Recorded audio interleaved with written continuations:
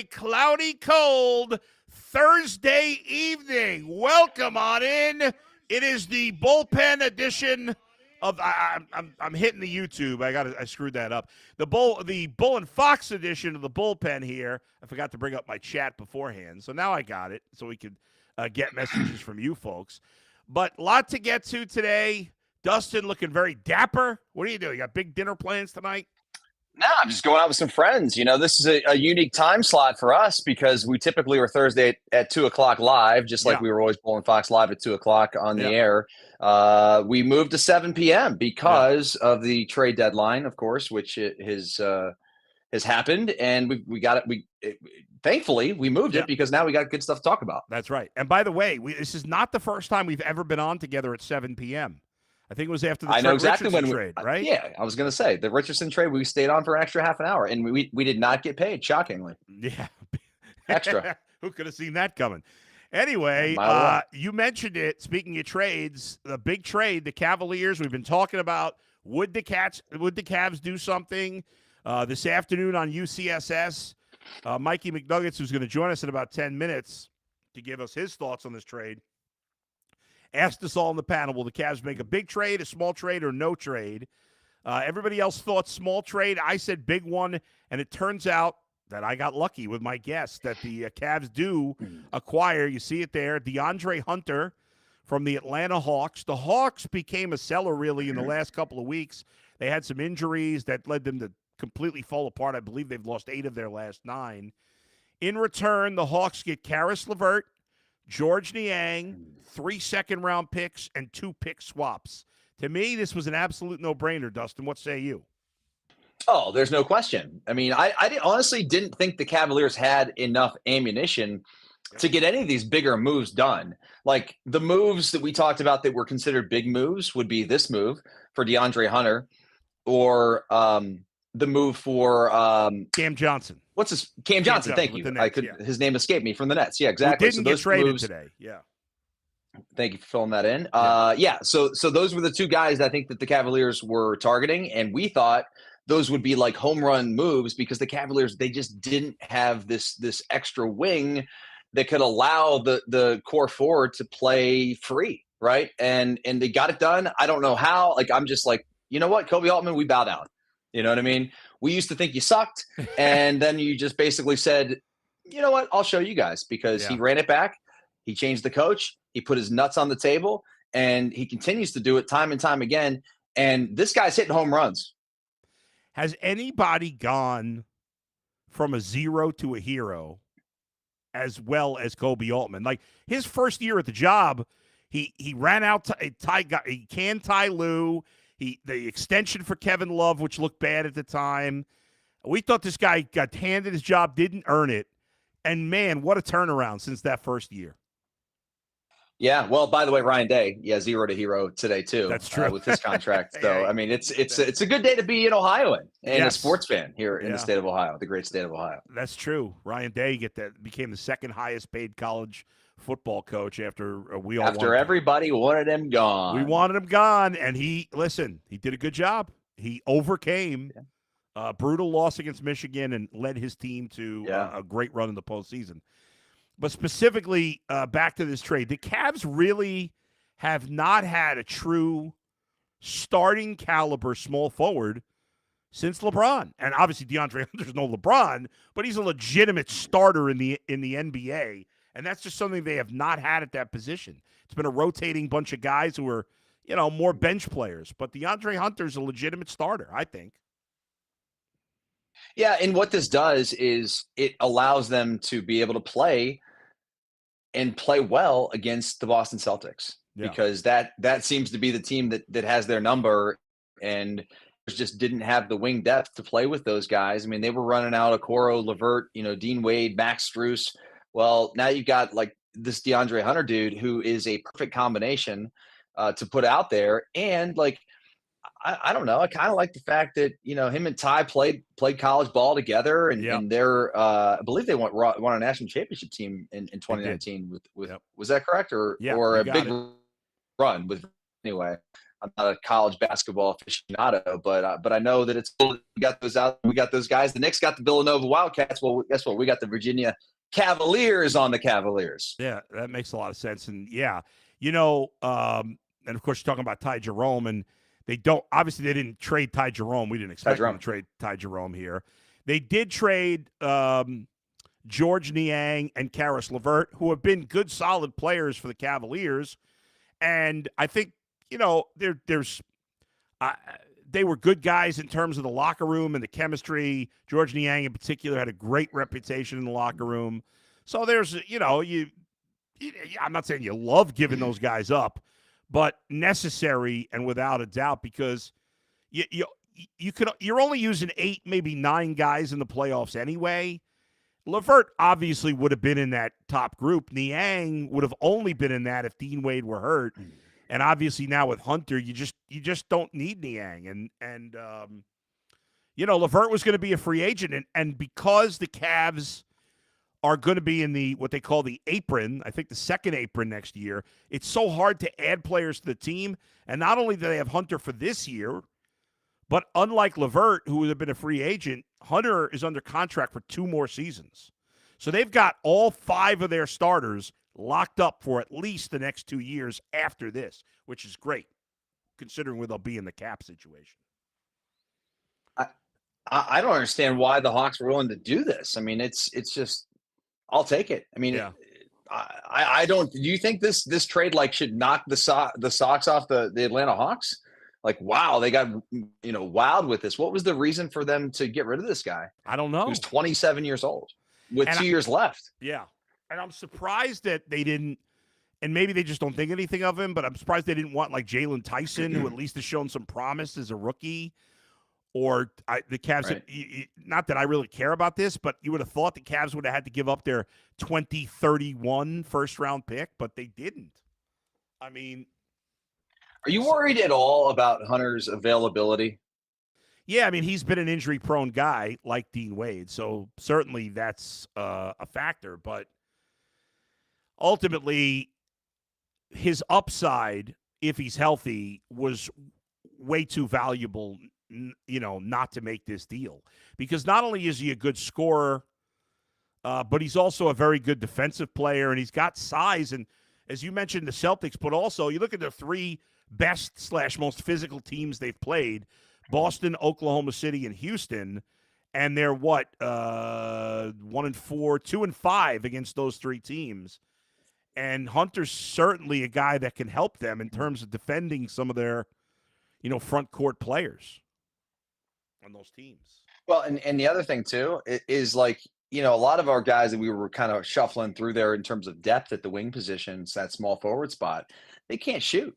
And this guy, I'm not saying he's Steph Curry, but he's hitting about 39% this year. Yeah, which is taking his career average up. And I don't know that it's something where it's it's just one season, because last year he shot 38%, which is pretty good. And then I was reading an article today that talked about where he shoots the ball from, and those corner threes, upwards of 42% from the left side, 40% from the right side, so that he can really stretch out a defense, and that's going to be huge as well, I think. Yeah, especially because in Atlanta, he was, one of their top guys. Whereas with the Cavs, if you're playing defense on the Cavs, he's at best their 4th option. Obviously, let's say just with the starting lineup. I assume he'll eventually be in the starting lineup. So, if you look at the starting lineup, he's their 4th option on offense. So you're worried about Donovan, you're worried about Darius, you're worried about Mobley. Well, if anything, I think Hunter's maybe his 3-point percentage goes up, because he probably going to get better looks, because you'll have a weaker defender, or maybe even more open looks from those corners, with Darius and Donovan cutting to the basket, or if Evan Mobley's got the ball in the paint, then you could just kick it out to Hunter, and he should get some really good looks. So, absolutely. Let's bring in our buddy Mikey McNuggets from the Ultimate Cleveland Sports Show. Former Division III basketball player. Let's go, baby. At Emerson College. Mikey, how you doing? It's been a heck of a day, man. Yeah? Heck of a day. I was just mentioning earlier that on UCSS today, you asked the panel would the Cavs make a big trade, a small trade, or no trade? And you guys all thought it would just be a small trade, and I said a big trade. And I'm glad I guessed right because it did feel all along like, yeah, you hope they can make a big trade, but do they have enough to get a significant piece? And somehow it was, without trading Tyson, without trading the 2031 pick. I mean, again, I know you love George Niang. You had a good relationship with him, and he and LeVert will be missed in the locker room. But when you have a chance to get this kind of player, who's if he's averaging 19 a game, I know he's not going to do that here, but what a great acquisition by the Cavs. No, it's a massive upgrade from a basketball standpoint. And yeah, it stinks to lose Niang and LeVert, who were great locker room guys. But the reality of the situation is, Bull and Dustin, they have a legitimate 3-and-D wing. It gives them position flexibility.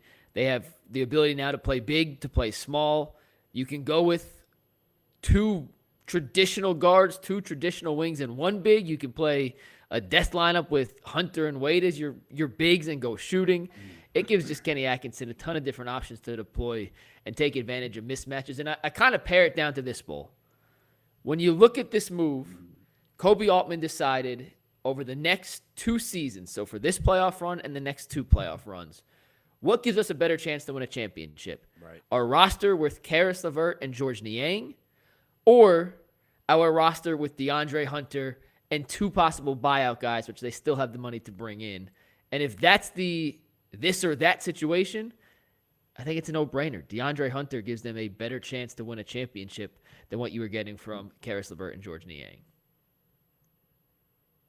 Mikey, am I missing something with this trade? Because it seems like the Cavaliers won by like tenfold this deal, and the Atlanta Hawks get worse. Why'd they do this?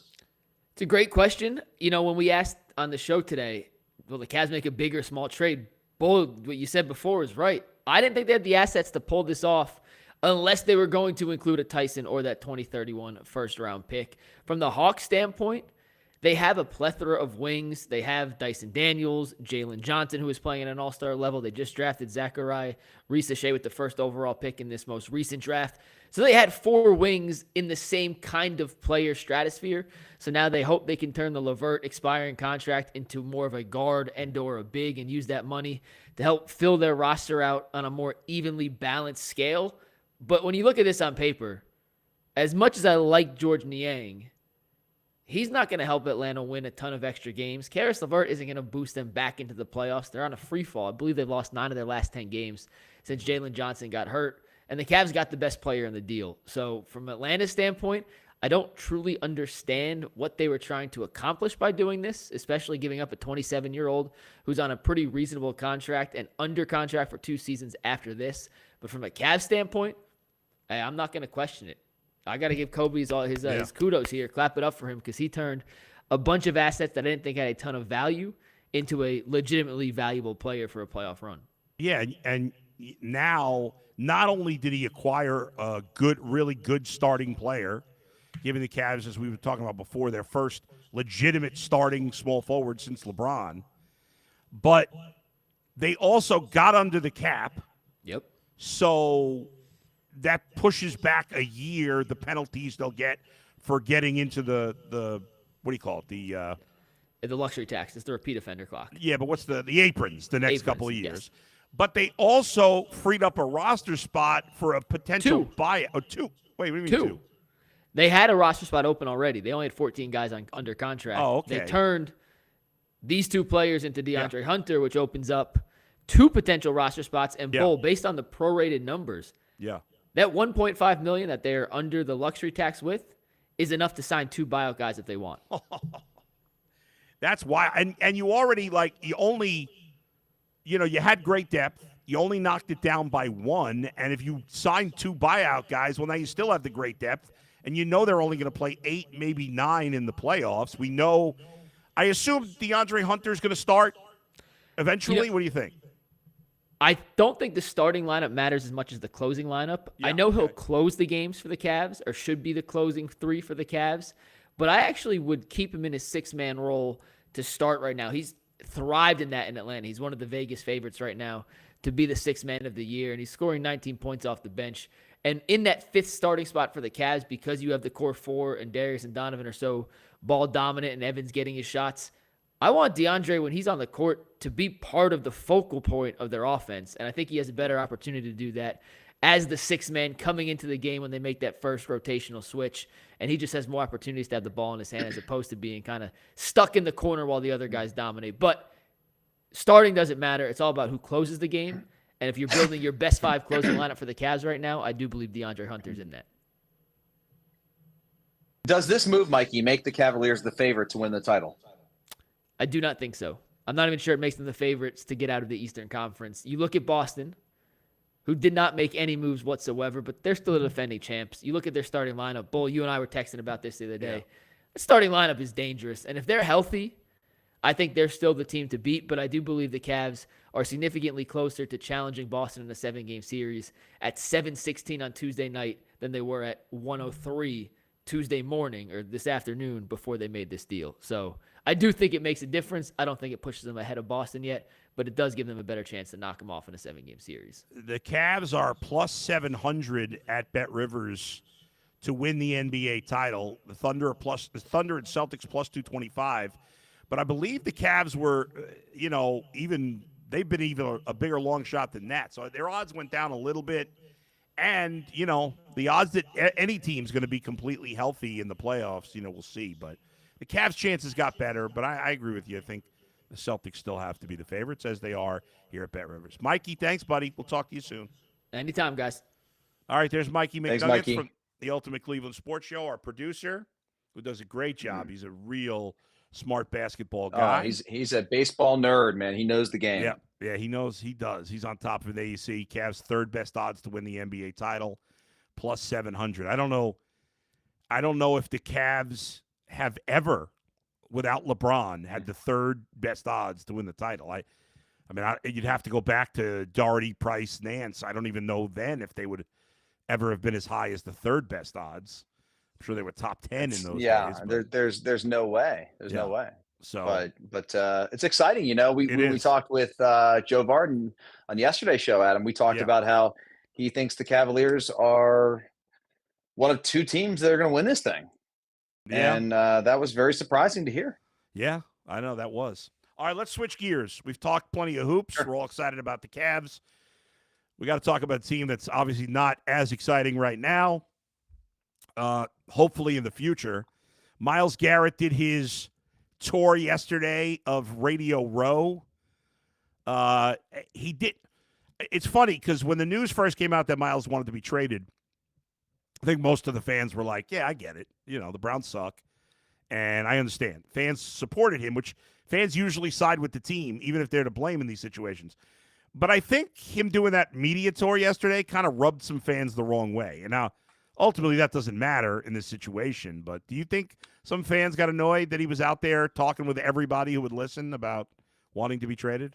I don't know. To me, it was a little bit annoying, honestly. It was kind of odd to hear him parading around about his request and all these things.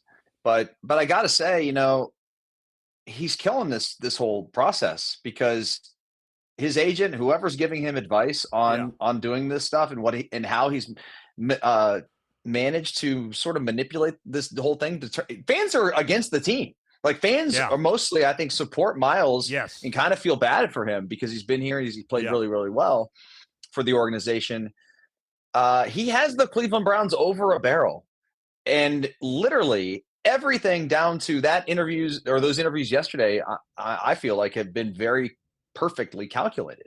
The fact that the story came out the first day of Super Bowl week, on a Monday, So that was all anybody talked about.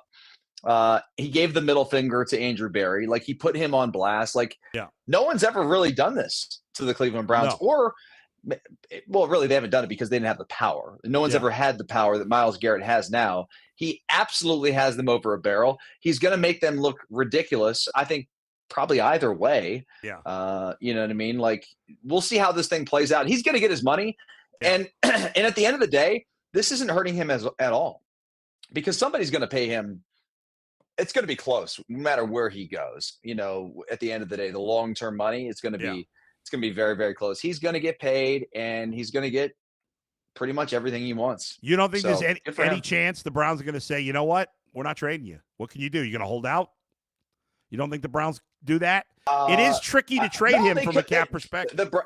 I understand that, but the Browns could do that. They could. Yeah.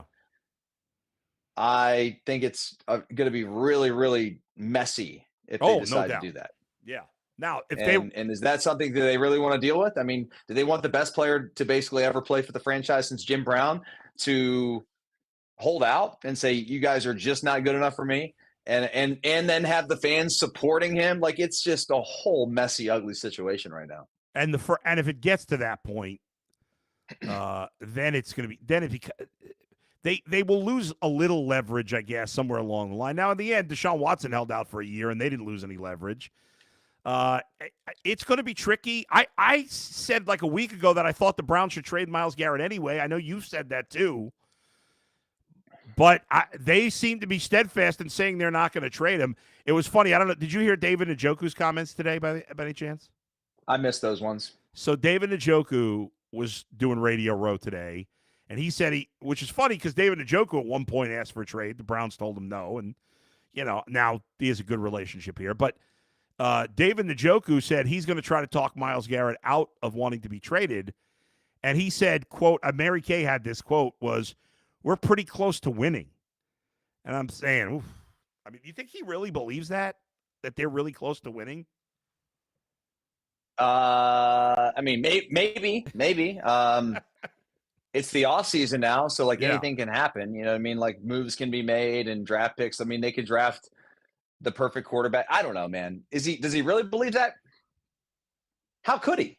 Yeah. I mean, let me ask you this. Other than just like, okay, I'm sorry. Go ahead, Adam. Yeah, no. I want to ask you this because this could help answer the question.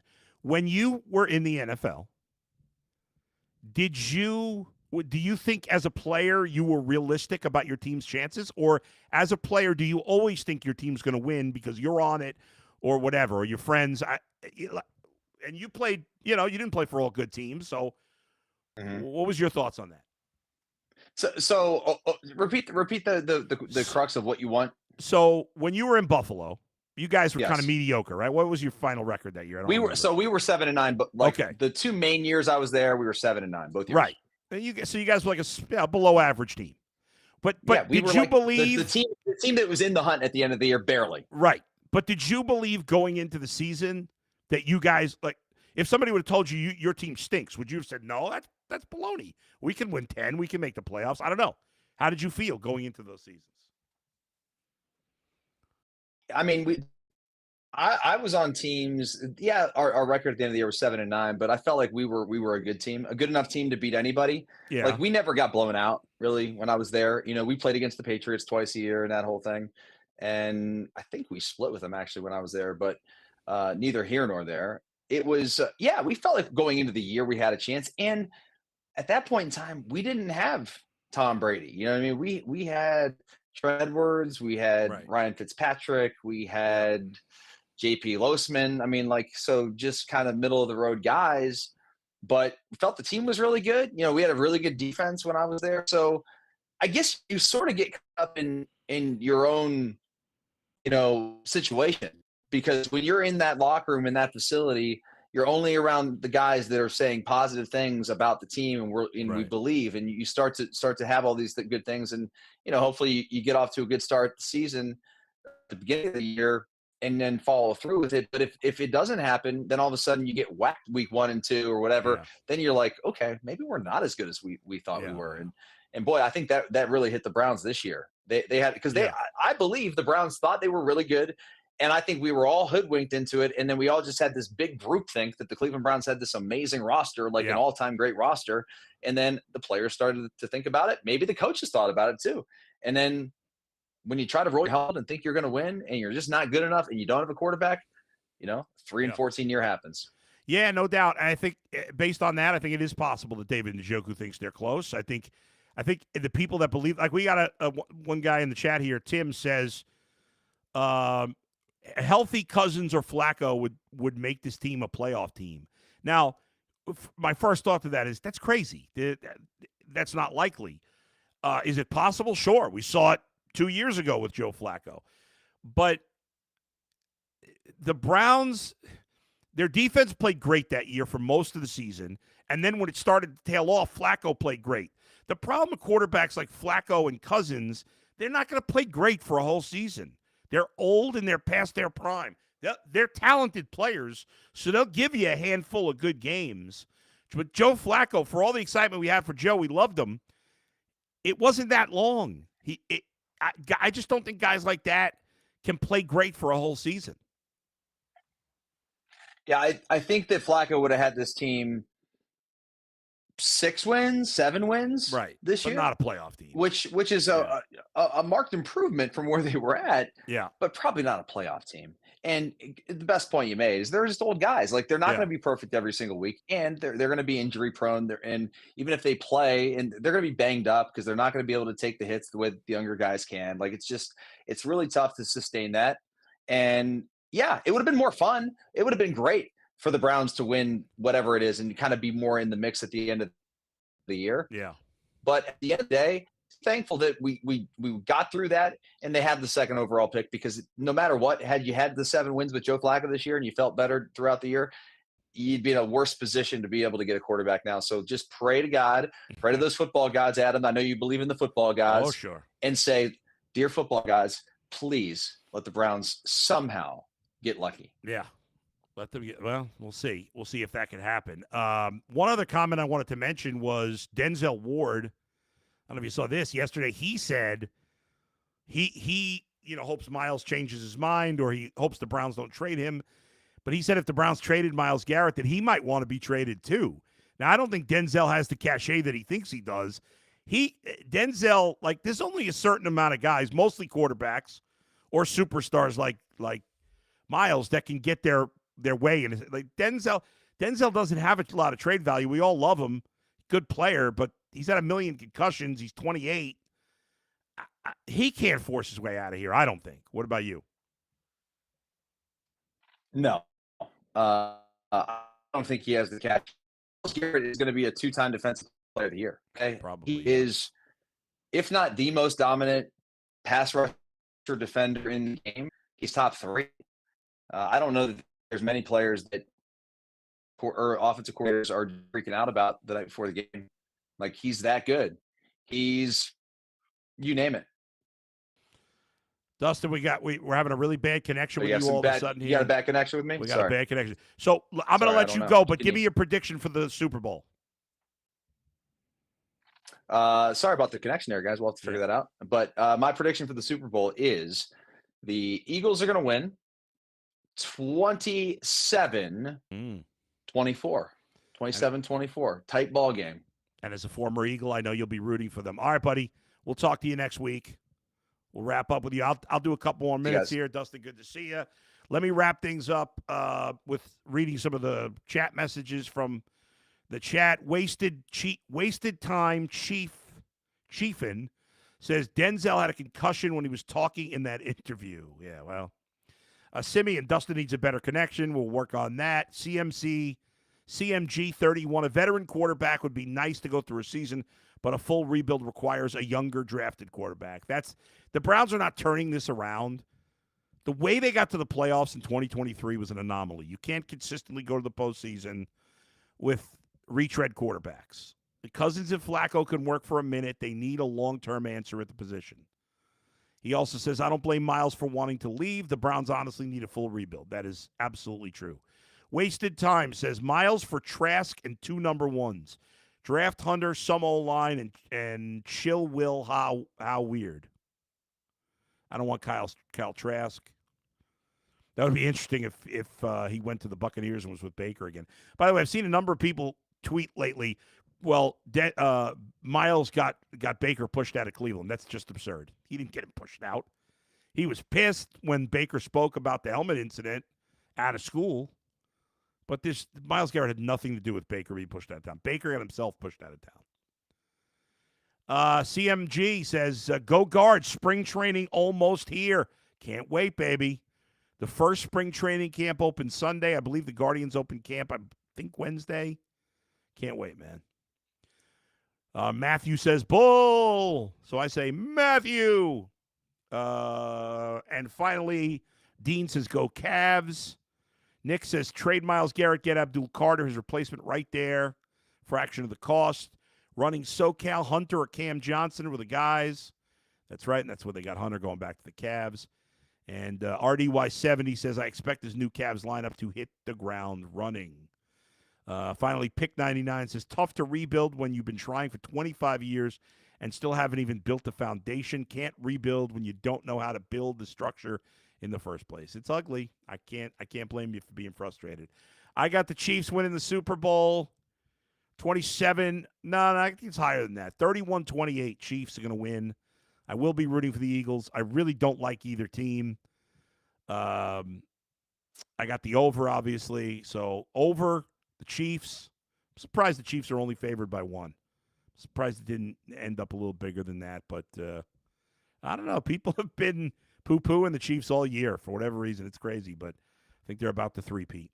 All right, thanks to Alex and Z for producing today. Thanks to all of you for watching and listening today.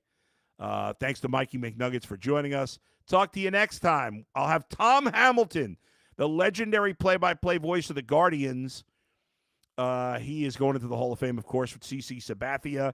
He will join me on Wednesday next week, so I look forward to that.